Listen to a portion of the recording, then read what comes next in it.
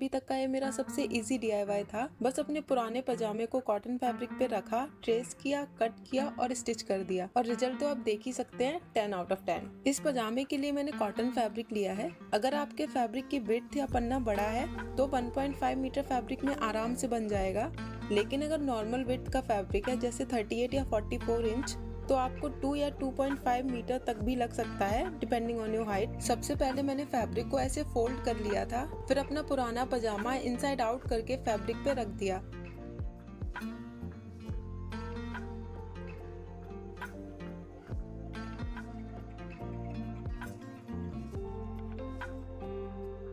फिर मैंने पिंच से इस पजामे को फैब्रिक पे अच्छे से सिक्योर कर दिया।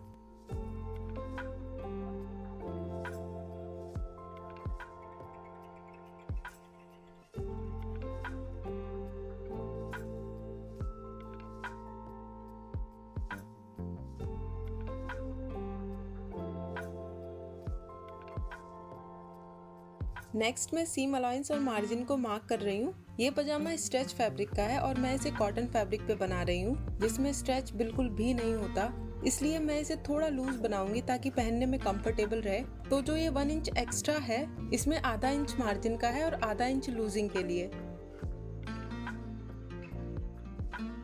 क्रॉच कर्व पे मैंने हाफ इंच का ही मार्जिन लिया है। हेम पे मैं 1.5 इंच एक्स्ट्रा मार्क कर रही हूँ, जिसमें 1 इंच मार्जिन का है और हाफ इंच मैंने एक्स्ट्रा ऐड किया है। साइड पे भी मैंने 1 इंच मार्क किया है, जिससे पहनने में कंफर्टेबल रहे।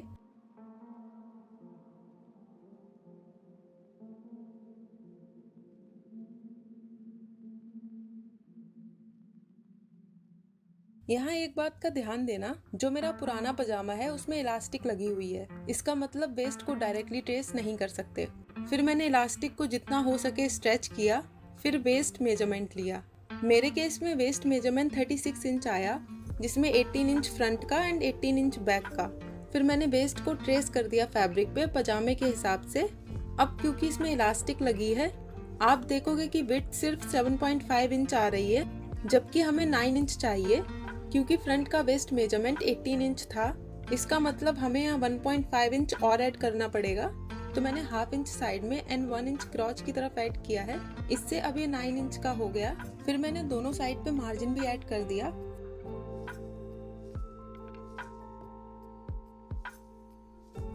फिर मैंने टॉप पे 1 इंच एक्स्ट्रा मार्क किया है, इसमें हाफ इंच मार्जिन का है और हाफ इंच एक्स्ट्रा। ये एक्स्ट्रा हाफ इंच मैंने इसलिए मार्क किया है क्योंकि मैं अपने कॉटन पजामे में हाफ इंच की इलास्टिक यूज करूंगी, जबकि मेरे पुराने पजामे में 1 इंच की इलास्टिक है, तो ओवरऑल लेंथ कम ना हो इसलिए मैंने हाफ इंच एक्स्ट्रा मार्क किया है।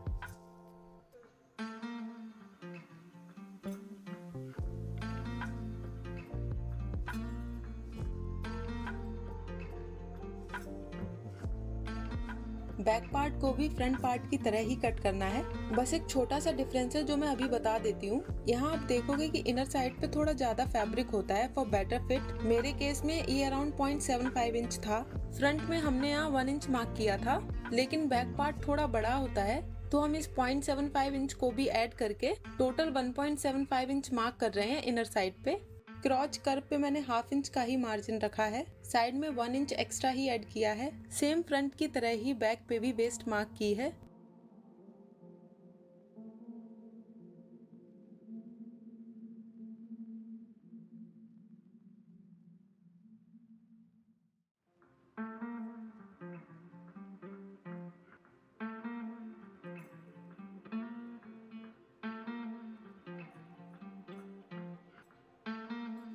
मैं टॉप पे 1 इंच मार्क करना भूल गई थी, तो उसे मार्क करके बैक पार्ट कट कर दिया।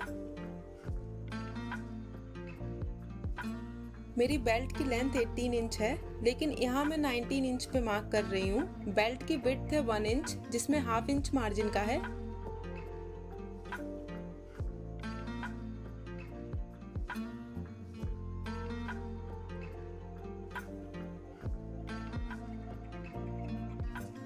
सबसे पहले मैंने फ्रंट एंड बैक के क्रॉच कर्व को स्टिच किया।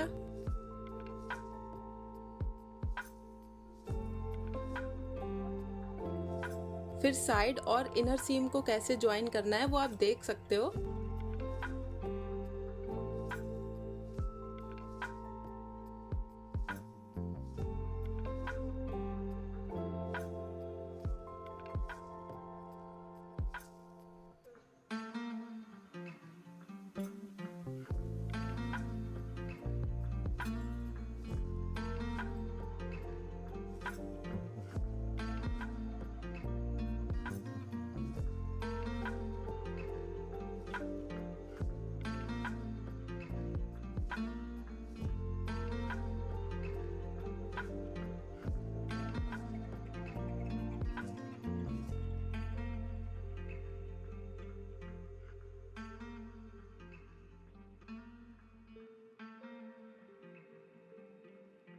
बेल्ट को स्टिच करते टाइम थोड़ा गैप छोड़ देना क्योंकि हमें अभी इलास्टिक भी डालनी है।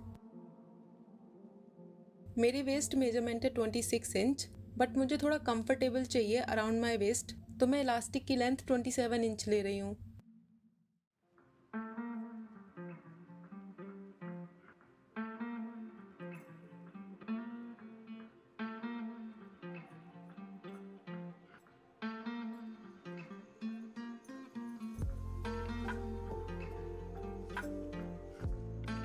आप चाहो तो ऐसे इलास्टिक में नॉट भी लगा सकते हो, मशीन से भी स्टिच कर सकते हो।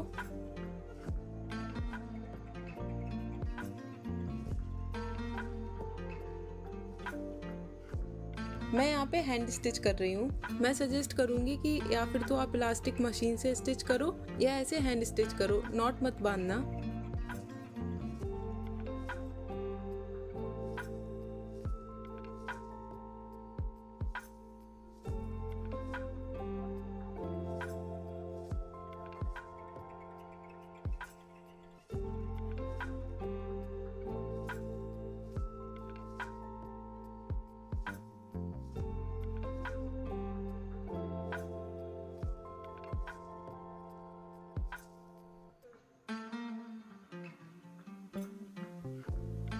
इलास्टिक स्टिच करने के बाद जो मैंने गैप छोड़ा था उसे भी स्टिच कर दिया।